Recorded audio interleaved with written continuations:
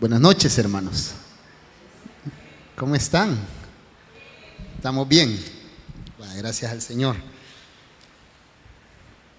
Entrando aquí a la iglesia, venía un pensamiento a mi vida, y es que en realidad el poder estar aquí esta noche es un milagro del Señor. Es una obra que Dios hace en nuestros corazones y que nos permite poder congregarnos.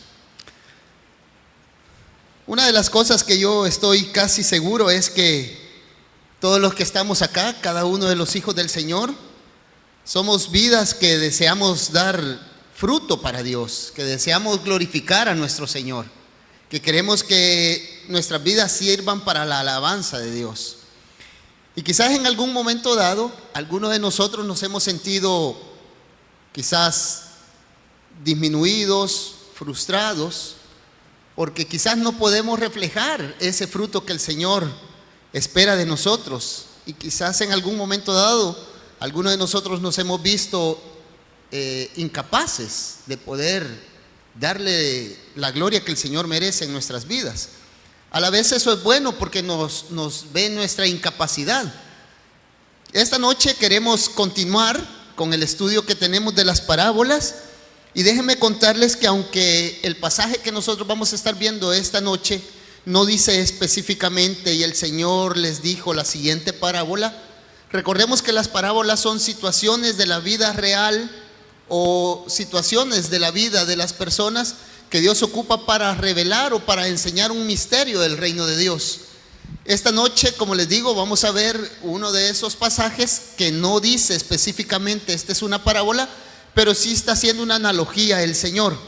No voy a entrar en detalle porque algunos dicen no es una parábola, tampoco es una metáfora, sino que algunos le llaman que es un meshá. Ese meshá es una enseñanza, es una figura del hebreo que se utiliza, pero no vamos a darle mayor importancia a qué tipo de figura es, sino a lo que el pasaje nos dice. Creo que ustedes ya conocen este pasaje. Y también déjenme contarles que muchas de las personas, de los teólogos, han considerado este pasaje como uno de los pasajes más sencillos de la palabra, porque está bien claro lo que el Señor pide y demanda de nosotros, pero también lo catalogan a la vez como uno de los pasajes más profundos.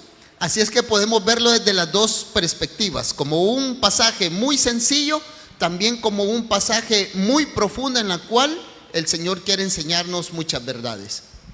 Acompáñenme entonces al libro de San Juan. El apóstol Juan escribió este libro, el Evangelio de Juan, y vamos a irnos al capítulo 15. Quizás la mayoría con solo escuchar que vamos a San Juan capítulo 15, ya se imaginará cuál es el pasaje que nosotros vamos a estar viendo. Es un pasaje muy conocido y efectivamente sí es un pasaje muy conocido. Ahí en sus pantallas, o en las pantallas, perdón, van a aparecer el tema de lo que nosotros queremos estar viendo, y el tema que queremos ver es cuando permaneces en Dios. Y ahí hay una segunda frase que no le hemos puesto, pero cuando permaneces en Dios, ¿qué es lo que sucede? Vamos entonces a San Juan capítulo 15 y versículo 1. Leamos todos la palabra del Señor. Dice así: yo soy la vid verdadera y mi Padre es el labrador. Todo pámpano que en mí no lleva fruto, la quitará. Y todo aquel que lleva fruto, lo limpiará para que lleve más fruto. Ya vosotros estáis limpios por la palabra que os he hablado. Permaneced en mí y yo en vosotros. Como el pámpano no puede llevar fruto por sí mismo si no permanece en la vid, así tampoco vosotros, si no permanecéis en mí, no podéis llevar fruto, quiere decir. Versículo 5: yo soy la vid, vosotros los pámpanos. El que permanece en mí y yo en él, éste lleva mucho fruto, porque separados de mí, nada podéis hacer. El que en mí no permanece será echado fuera como pámpano y se secará. Y los recogen y los echan en el fuego y arden. Si permanecéis en mí y mis palabras permanecen en vosotros, pedid todo lo que queréis y os será hecho. En esto es glorificado mi Padre, en que llevéis mucho fruto y seáis así mis discípulos. Como decía, este es uno de los pasajes más claros en los cuales el Señor nos habla qué es lo que Él quiere enseñarnos, pero yo quiero tomar un par de minutos nada más para poder hablar un poquito del contexto de lo que estaba sucediendo antes que el Señor les dijera esta palabra a sus discípulos. Si ustedes que están ahí en San Juan capítulo 15 se atrasan o se retrasan en la lectura un par de versículos, o sea, nos vamos al capítulo 14 y al versículo 30, miren el Señor lo que les dice: no hablaré ya mucho con vosotros, porque viene el príncipe de este mundo y él nada tiene en mí.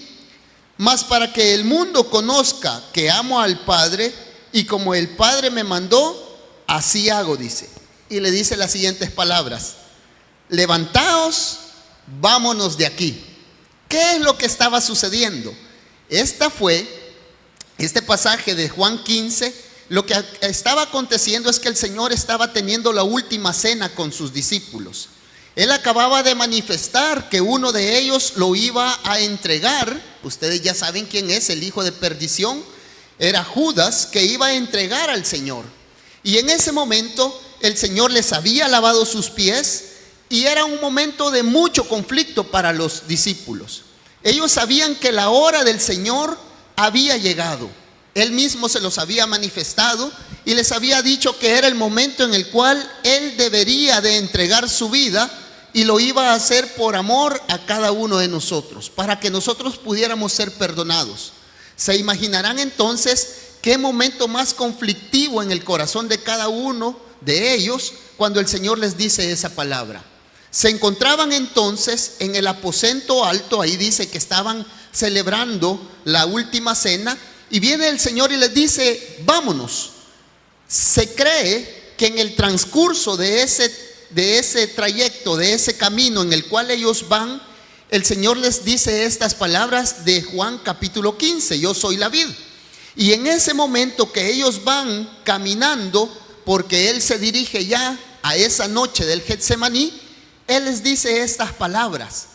Las palabras para que ellos se sientan fortalecidos, las palabras para que ellos se puedan sentir animados, porque Él ya les había dicho que no los iba a dejar solos, que les iba a enviar un consolador, al Espíritu Santo, y que aunque Él iba a ser entregado, que Él iba a ser crucificado en esa cruz, Él sabía que Él iba a permanecer con ellos. Y por eso les dice esta enseñanza, les dice: yo soy la vid y vosotros son los pámpanos.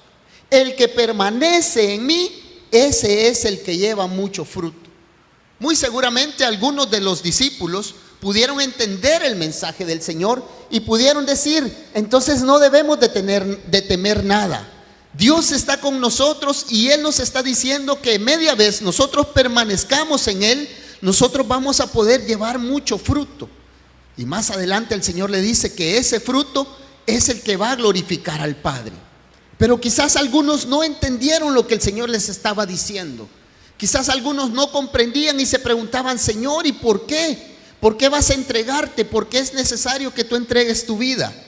El Señor nos enseña entonces cuál es la razón por la cual Él les dice estas palabras de la vid verdadera.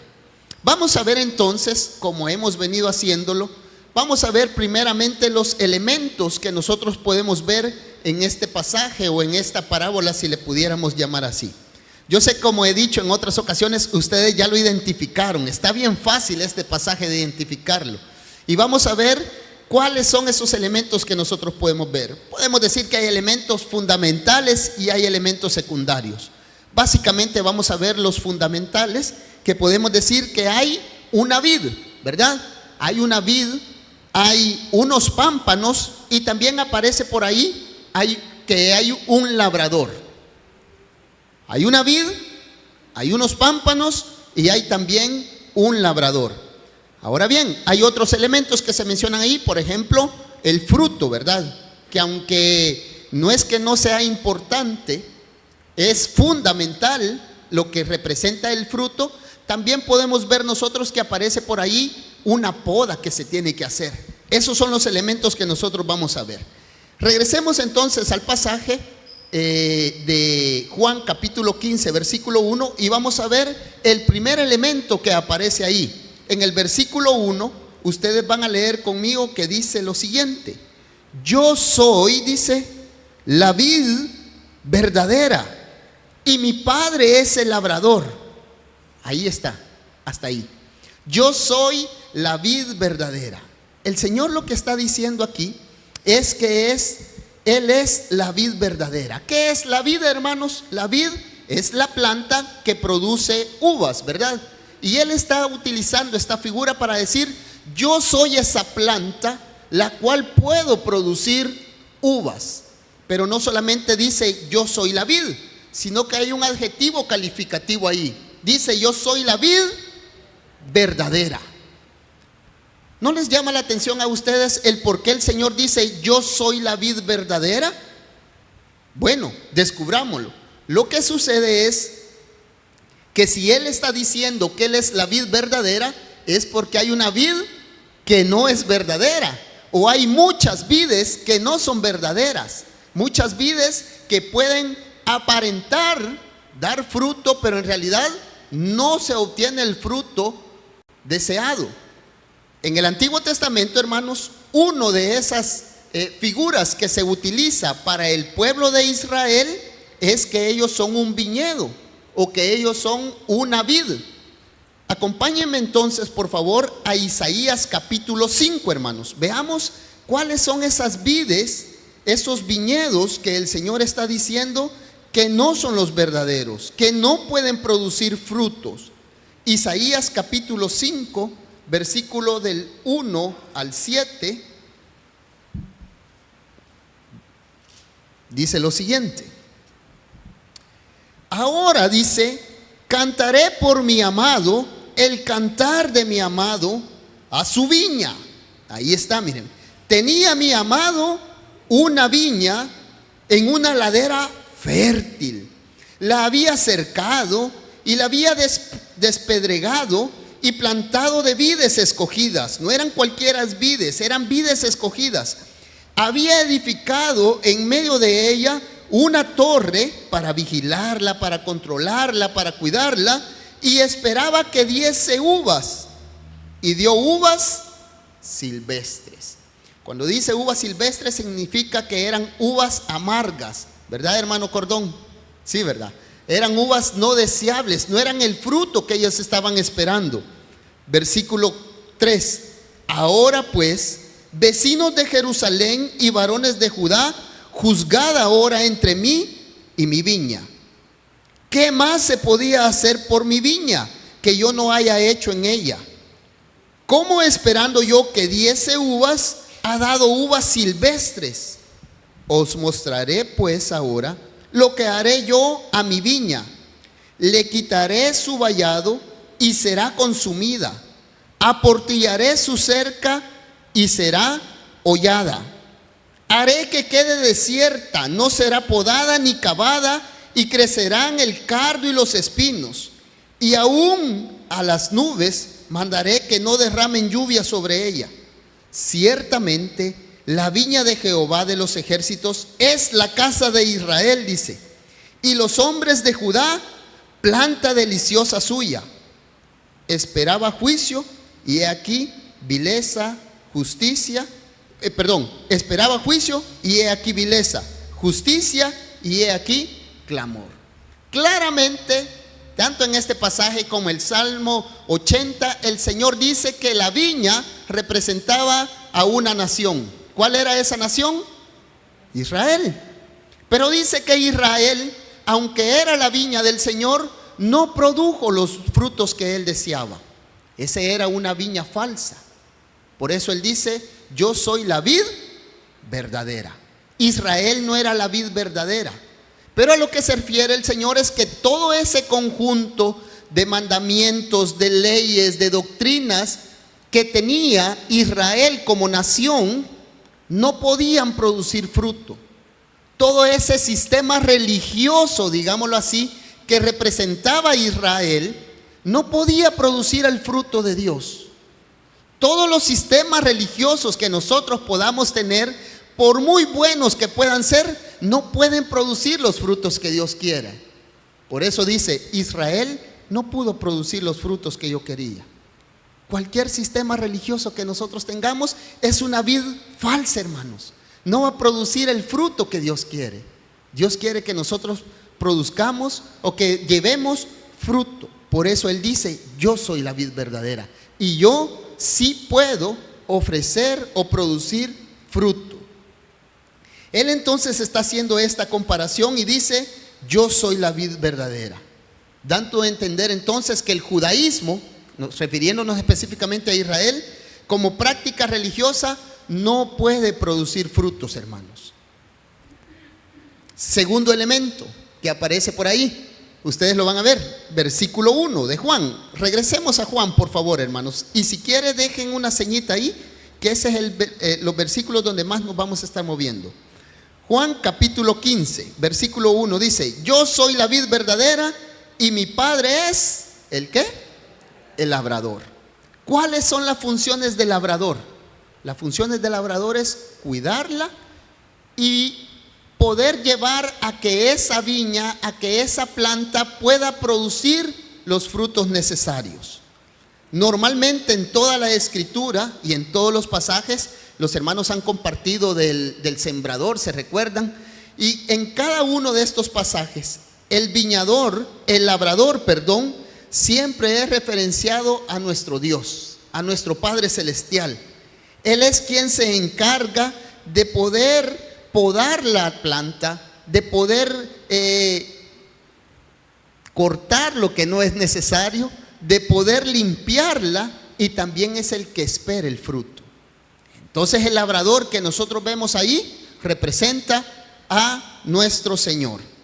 El labrador es el que trabaja las vides, es el que vela porque los viñedos estén en las mejores condiciones para que puedan ellos dar la mejor cosecha. De la misma forma hace el Señor con nosotros. Él es el que está pendiente y dice, aquí necesito podar esta parte, porque si no, esta vid, este pámpano no va a dar fruto. Aquí hay algo, un gusanito que le va a hacer daño, lo voy a apartar. Y lo aparte el Señor porque sabe que si continúa ahí pegado al pámpano, no va a dar fruto. Muchas veces así nos sucede a nosotros. El Señor nos aparta cosas, pero es para nuestro bien, hermanos. Es para que nosotros llevemos el fruto deseado de Él. ¿Qué más vemos nosotros? Hasta el versículo 5, ahí donde estamos, claramente nos destapa el Señor lo que quiere decir y dice, yo soy la vid y vosotros los pámpanos. Entonces el otro elemento importante que vemos aquí son los pámpanos. Pero hay dos tipos de pámpanos, hermanos. Hay pámpanos que dan fruto y hay pámpanos que no dan fruto. ¿Verdad que sí? Ahí los vemos. Leámoslo si no me creen. Yo soy la vid verdadera, versículo 5. Vosotros los pámpanos. El que permanece en mí y yo en él, este pámpano lleva fruto. Porque separados de mí, dice, nada podéis hacer. Versículo 6. El que en mí no permanece, hablando de los pámpanos, ¿verdad? O el pámpano que en mí no permanece, será echado será echado fuera como pámpano y se secará y lo recogen y lo echan en el fuego y arden. Entonces aquí nos está diciendo el Señor que hay dos tipos de pámpanos. Un pámpano que lleva fruto y un pámpano que no lleva fruto.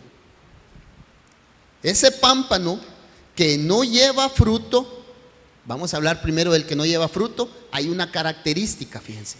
Dicen que esos pámpanos son cortados, así dice la Escritura. Ese pámpano que no lleva fruto es cortado, hermanos. No se está refiriendo, quiero hacer esta aclaración, no se está refiriendo a la salvación, pero sí vamos a poner un ejemplo muy claro para ver cuáles son esos pámpanos que no llevan fruto y que son cortados. Ahí mismo el Señor en el capítulo anterior les había dicho de un pámpano que había estado con él, había permanecido cerca de la vid, pero no había podido tener esa relación con él. Y estamos hablando de Judas. Judas es un ejemplo que nosotros podemos ver de ese pámpano que, aunque esté en la vid, permanezca en la vid, no va a llevar fruto. No puede llevar fruto. Ahí en medio de los 11 apóstoles, Judas convivió con él, comió con el Señor, se relacionó con él, escuchó su consejo, escuchó sus palabras. Es más, estaba al lado de Jesús al momento de comer. Uno estaba Juan a un lado y al otro lado estaba Judas. Pero Judas, sucedió algo, y es que él no creyó al evangelio, a las promesas del Señor. Él tuvo una relación, digámoslo así, de forma superficial con el Señor. Y ese tipo de pámpano que solamente tiene una relación superficial con Dios, no puede llevar fruto, hermanos. ¿Cuáles son entonces esas ramas que no dan fruto? Son esas personas que tienen una relación externa con el Señor. Una relación nada más, digámoslo así, que vienen a la iglesia, conocen doctrina, conocen enseñanza, quizás han recibido algún curso, quizás han hecho esto, han hecho lo otro, quizás sirven, pero no tienen esa relación, no tienen ese momento de relacionarse con Dios. O sea, viven como vivía Israel, en un momento religioso nada más. Ese tipo de pámpanos, dice el Señor, que los va a cortar, hermanos, porque no pueden llevar fruto.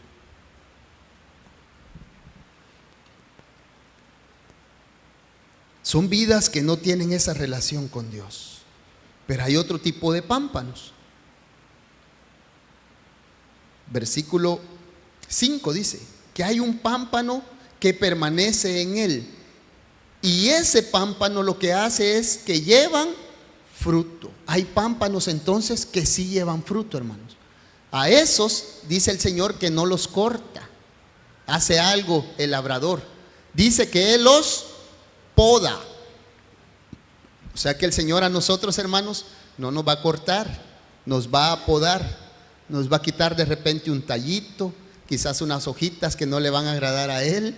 Quizás nos va a quitar algo que nosotros, quizás nos vamos a aferrar a eso, pero el Señor dice, no, esto te lo tengo que quitar, porque si no te quito esto, no vas a poder dar fruto, hermano.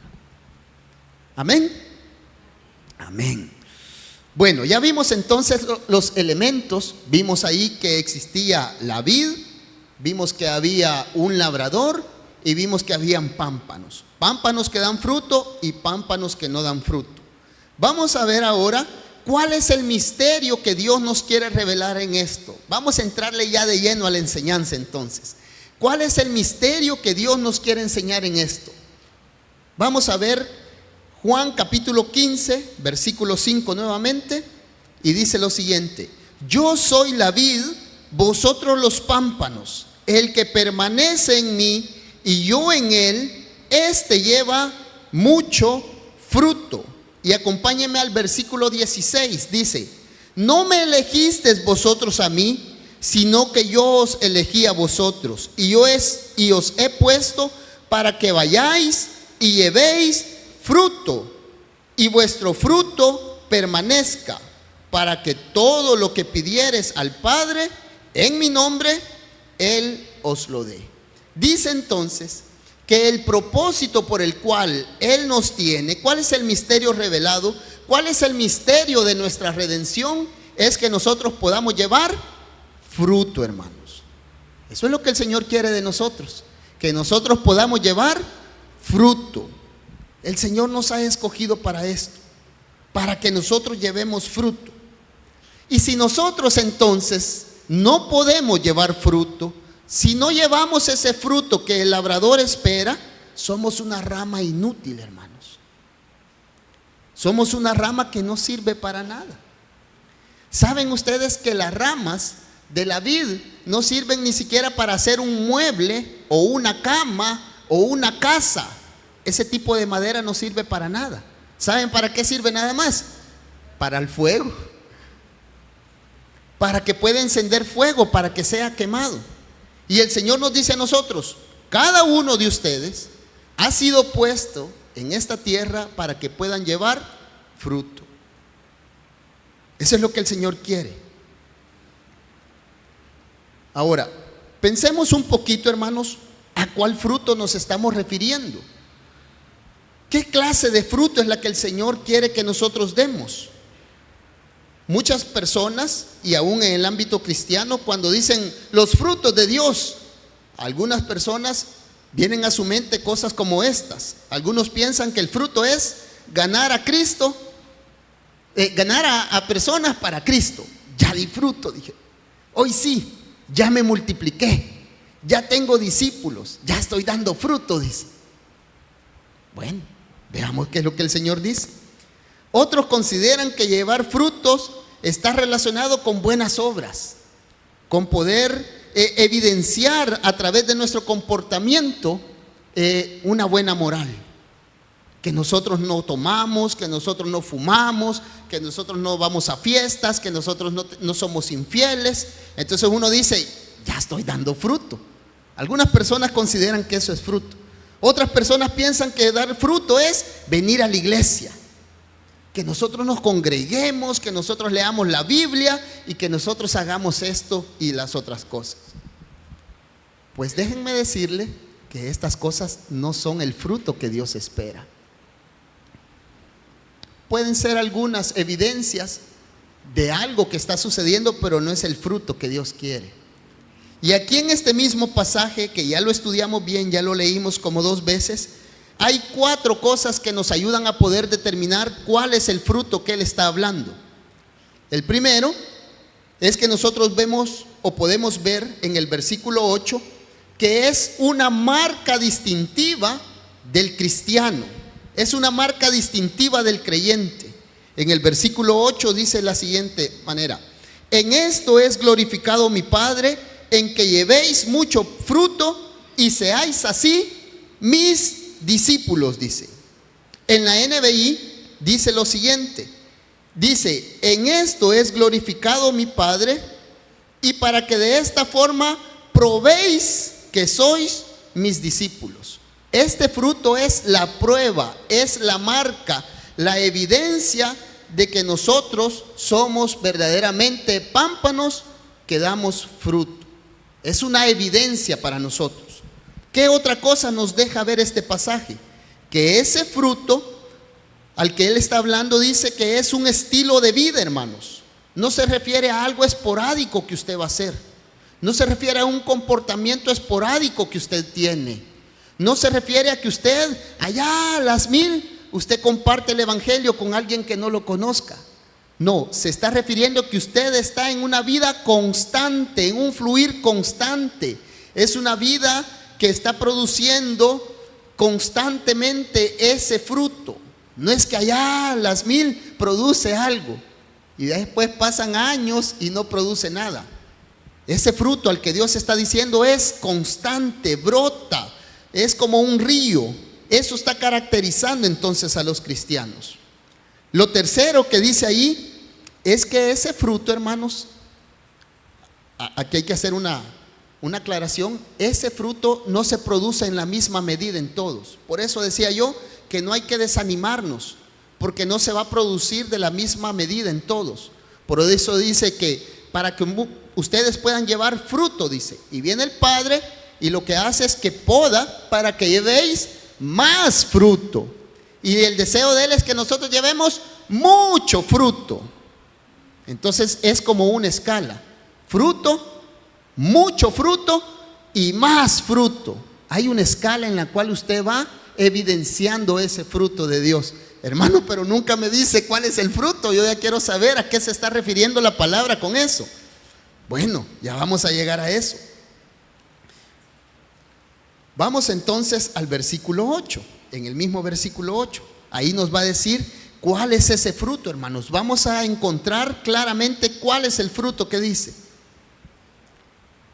Versículo 8 dice de la siguiente manera: en esto es glorificado mi Padre, en que llevéis mucho fruto y seáis así mis discípulos. Quiere decir que la cuarta evidencia o el cuarto rasgo que nosotros podemos ver en el fruto es que ese fruto le permite a Dios que Él sea glorificado. A través de ese fruto, Dios es glorificado. Hebreos capítulo 1, hermanos. Vamos a Hebreos capítulo 1. Dice el versículo 8 que leímos anteriormente: en esto es glorificado mi Padre. ¿Quién es el que puede glorificar al Padre?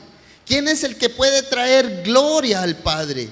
¿Quién es el que puede darle la honra al Padre? Hebreos capítulo 1 versículo 3 dice lo siguiente: el cual, dice, siendo el resplandor de su gloria y la imagen misma de su sustancia, y quien sustenta todas las cosas con la palabra de su poder, habiendo efectuado la purificación de nuestros pecados, por medio de sí mismo se sentó a la diestra de la majestad en las alturas. ¿Quién es el resplandor de la gloria del Padre? ¿Quién es el que puede traer gloria al Padre? ¿Quién es ese fruto que está siendo anhelado ser evidenciado por los pámpanos? ¿Quién es, hermanos? Cristo. Ese es el fruto que nosotros debemos de dar. No es activismo, no es hacer esto, no es hacer lo otro. Es la misma vida de Dios reflejada en nuestros corazones.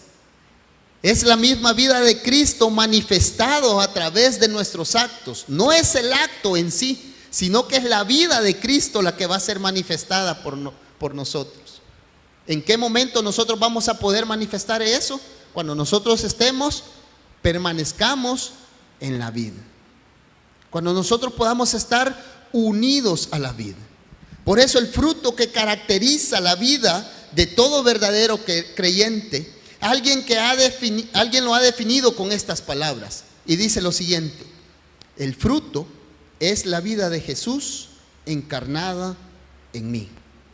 Es la misma vida de Cristo siendo vivida y manifestada en mi persona. Ese es el fruto que nosotros necesitamos llevar al Padre. Ese es el fruto que va a traer gloria al Padre. Pero es que yo toco bien bonito. No, no es eso. Pero es que yo predico bien bonito y eso le va a traer. No, no es eso lo que va a traer gloria al Padre. Es la misma vida de Cristo. Porque yo me puedo parar aquí, hermanos, y hablar bien bonito y gesticular y entretenerlos, pero no manifestar la vida de Cristo. Y el predicar no va a traer gloria a Dios. Es cuando Cristo está siendo manifestado a través de cada uno de nosotros que eso sí va a glorificar al Padre. Amén. Veamos esta parte importante. Lo tercero, hermanos.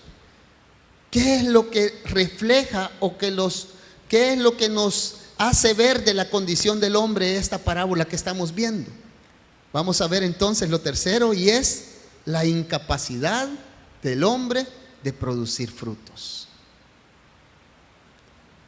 Eso es lo que nos revela este pasaje, que el hombre por sí solo no puede, hermano, producir fruto. No puede. El Señor espera de nosotros que llevemos fruto, más fruto y mucho fruto. Pero hay algo imposible para nosotros, y es producir fruto. O no me van a dejar mentir. Aquí está el hermano Cordón, que él está en este ámbito. Siempre siguiendo con esta ilustración y con esta metáfora que el Señor nos pone. Hermano Cordón, yo sé que no me va a poder contestar, pero desde aquí le hago la pregunta: ¿cómo hacen los pámpanos para producir las uvas? ¿Será que en algún momento dado dicen los pámpanos: pámpano, concéntrate, hace toda tu energía, porque hoy es día que produzcamos uvas? Y empieza el pámpano a hacer fuerza. Hoy sí, tengo que producir, tengo que hacer, tengo que reflejar, tengo que dar un fruto. ¿Puede el pámpano en algún momento dado producir uvas? Concentrándose, haciendo su mayor esfuerzo, poniendo todo el empeño de él para producir fruto. ¿Puede? No. La única forma es que el pámpano, que esta rama, puede estar conectada con la vid. Y de forma natural, vamos a decir, la savia que brota de la vid lo hace que él lleve fruto. Lo mismo sucede con un palo de mangos. El palo de mangos, la rama no dice, hoy sí, voy a producir un mango precioso, un mango grandote.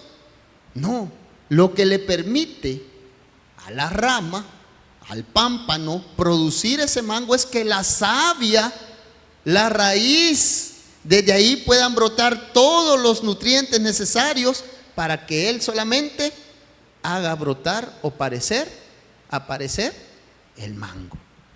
Igual somos nosotros, hermanos. No podemos producir fruto, no podemos producir a Cristo, por más que nos esforcemos. No podemos producir. No importa cuánto nos concentremos, cuánto nos esforcemos, no podemos producir fruto. La vida cristiana, entonces, ¿cómo nosotros podemos producir? ¿Cómo nosotros podemos reflejar ese fruto que Dios espera? Bueno, la vida cristiana práctica no consiste en hacer tremendos esfuerzos, hermanos. No consiste en poder poner todo nuestro empeño para producir ese fruto. Sí tenemos una responsabilidad, y ya vamos a hablar un poquito más adelante cuál es la responsabilidad que nosotros tenemos, pero ningún cristiano, ninguna persona, ningún ser humano tiene el potencial para poder transformarse a sí mismo. Esa transformación se produce a causa de la vida de Jesús brotando en él. No hay forma en la cual usted sea transformado si no es por esa vid fluyendo a través de usted. Quiere decir que Dios no nos ha salvado para que nosotros seamos mejores. Dios nos ha salvado para que gradualmente nosotros seamos menos y que Él vaya siendo más en nuestras vidas, hermanos. Eso es lo que Él quiere al decirnos: yo quiero que ustedes lleven fruto, más fruto y mucho fruto. Ahora, ¿cuál sería entonces, si nosotros no podemos producir esto, cuál sería nuestra responsabilidad? ¿Qué es lo que nosotros necesitamos hacer para poder llevar fruto? Y aquí sí, hermanos, por favor, necesito que me pongan atención en esto. Miren lo que les voy a decir. La palabra fruto que nosotros estamos hablando aparece 6 veces en los primeros 8 versículos. 6 veces. Fruto, fruto, fruto, fruto, fruto. Y aparece 2 más en el versículo número 18. Fruto y fruto. Quiere decir que del versículo 1 hasta el versículo 18 aparece 8 veces en total. Lo interesante de esto, hermanos, es que en ninguna de esas ocasiones la palabra fruto aparece de forma imperativa. O sea, algo como que sea una obligación que usted lo dé. No aparece así. Eso quiere decir que no hay un mandamiento para que usted dé ese fruto, que es uno de las formas erróneas que nosotros hemos enseñado este pasaje. Usted tiene que dar fruto. Hermano Toñito tiene que dar fruto. Hermana Lucy, dé fruto. Todos los de la iglesia cristiana Oasis de Gracia tienen que dar fruto. Y ahí vamos nosotros cargando con eso. Y no podemos dar fruto. Por eso aparece este verbo no de forma imperativa. No hay ninguna sola forma en que nosotros podamos producir fruto. Pero sí hay una responsabilidad de nosotros. Y esta es la pepita de oro que yo quiero dejarle en este mensaje. Versículo 4. Juan capítulo 15, versículo 4. Esta es la pepita de oro, hermanos. ¿Cuál es la primera palabra que aparece ahí? permaneced en mí. Ese sí es nuestra responsabilidad. Permaneced en mí y yo en vosotros. Como el pámpano no puede llevar fruto por sí mismo si no permanece en la vid, así tampoco vosotros si no permanecéis en mí. Quiere decir, no vais a poder llevar fruto. Hay un solo mandamiento entonces en esta sección. Miren el versículo 7 también que dice: si permanecéis en mí y mis palabras permanecen en vosotros, pedid todo lo que queréis y os será hecho. El mandamiento que Dios nos manda, que nos deja a cada uno de nosotros, es: permanezcan. Permanezcan en el Señor. Aférrense del Señor. Sujétense del Señor. Agárrense del Señor. Permanezcan. Eso es lo que el Señor demanda de nosotros. Que nosotros podamos permanecer en Él. Que nosotros podamos aferrarnos en Él. Por eso podemos decir que el foco de la vida cristiana no es producir frutos, hermanos. Es permanecer en Jesús. Porque si permanecemos en Él, vamos a llevar fruto. Pero muchas veces nosotros queremos producir fruto, llevar fruto sin estar permaneciendo en Él. Nos ponemos primero el zapato y después el calcetín. No podemos hacer eso. Primero es permanecer en Él, y así como el pámpano, porque esa savia está brotando a través de Él, naturalmente Él puede llevar ese fruto. De la misma forma nosotros debemos de permanecer en el Señor, y como consecuencia, como la savia va a estar fluyendo en nuestras vidas, vamos a dar fruto. No es al revés. ¿Qué significa permanecer en Jesús? ¿Qué significa ese mandato que el Señor nos ha hecho? Pues permanecer en Jesús es mantenernos en comunión con Él, en dependencia con Él en cada momento de nuestra vida. No es en esos 5 minutos que nosotros nos levantamos y a las 4 de la mañana, porque ya nos vamos a ir a trabajar, y oramos y nosotros decimos: ya permanecí en el Señor. No, permanecer es mantenerse durante todo el día con el Señor. Poder vivir en esa comunión con Él en ese momento. Señor, esta situación, ¿qué hago? Señor, ¿te agradará que yo haga esto? Pero si usted solamente piensa que mantenerse es orar 15 minutos en la mañana, 20 minutos, media hora, o venir a la iglesia los días domingo y hora y media estar aquí, ya permanecí en el Señor para toda la semana, no va a poder llevar fruto, hermano. Permanecer es vivir con el Señor. Esa relación que nosotros necesitamos tener. El problema es que en la vida práctica nosotros muchas veces manifestamos cosas distintas. Podemos hacer muchas cosas que podemos catalogar espirituales sin depender conscientemente de Jesús. Podemos hablarle del Señor, pero porque ya nos podemos los textos. Pensamos que podemos criar a nuestros hijos porque ya recibí tal curso, porque ya escuché a tal libro, porque ya leí tal libro, y nosotros pensamos que ahora sí ya podemos hacerlo. Pero eso no es permanecer. Esas cosas que yo estoy mencionando, ¿sabe cómo lo dice un autor? Son como los adornos del arbolito. Están en el arbolito, pero no pertenecen al arbolito de Navidad. Ese tipo de frutos pueden estar ahí colgados en su vida, pero no pertenecen a la vida, si no lo está haciendo en esa dependencia con el Señor.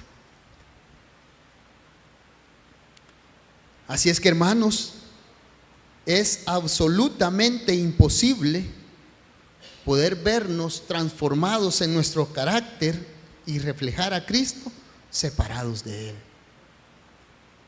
¿Cuál es el mandato que el Señor nos manda, que el Señor nos da, en este pasaje? Permanezcan, manténganse,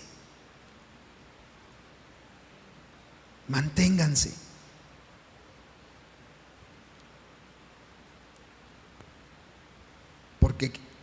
Porque separados de mí nada podéis hacer. Nada podemos hacer, hermanos. Permanezcan. Pongámonos de pie. Pongámonos de pie, hermanos. Quiero invitar también a nuestros hermanos que nos ayudan con la música. Y quiero que en este par de minutos que nos quedan en el tiempo, nosotros podamos meditar en algo.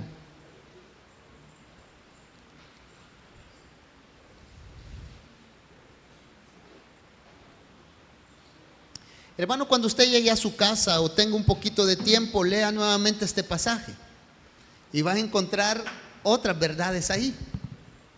Ya no las pudimos explicar, pero fíjense que es interesante que en este pasaje de Juan nunca dice que los pámpanos producen fruto, fíjense. Ya se dieron cuenta en la lectura. Nunca dice y los pámpanos dan frutos. Siempre dice los pámpanos llevan fruto. Porque el que produce el fruto en nosotros es Dios. Nosotros no podemos producir nada.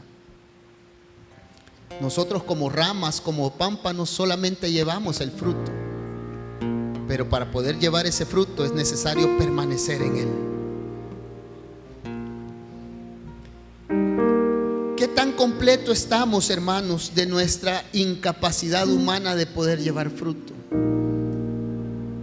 ¿Nos hemos dado cuenta que sin Él nada podemos hacer? ¿Nos hemos dado cuenta que sin Él, separados de mí, dice, nada podéis hacer? ¿O estamos intentando producir ese fruto por nuestras fuerzas? ¿Qué tanto estamos procurando intencionalmente mantenernos en comunión con Él, en esa dependencia, hermanos? Dos formas importantes para mantenernos en dependencia con Él: su palabra, la oración, la comunión con Él. ¿Qué tanto lo estamos buscando? ¿Qué tanto lo estamos anhelando eso? No podemos tener comunión con Él. Aquí no hay atajos, hermanos, no hay fórmulas. La única fórmula para poder llevar fruto es: mantente aferrado.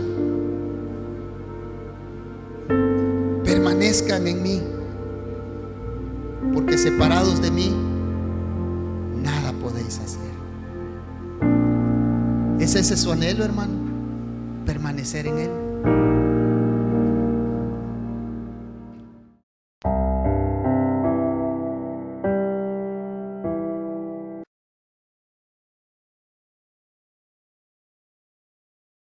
Gracias por estar conectado con nuestra iglesia. Espero que este sermón haya sido de bendición para tu vida. Si quieres ver otros sermones, puedes suscribirte a nuestro canal de YouTube o seguirnos en nuestras redes sociales.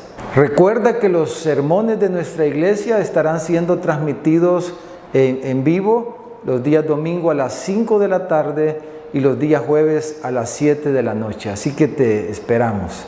Si tú no has entregado tu vida a Jesucristo, si no has creído el Evangelio de nuestro Señor, te invito a que puedas orar, hablar con Dios y pedirle que venga a tu corazón.